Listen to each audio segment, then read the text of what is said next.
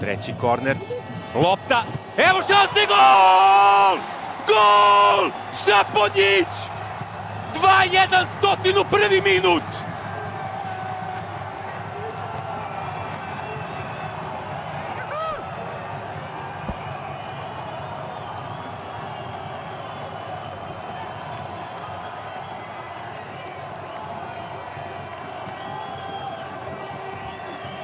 Živković je izveo korner.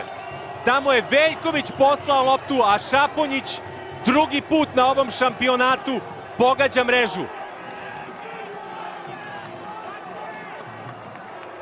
Ako je ovo bila uigrana akcija, onda je bila najbolja akcija na ovom šampionatu sa ovom varkom Sergeja Milinkovića Savića.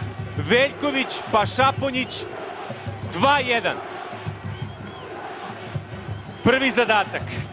Sada izdržati do pauze između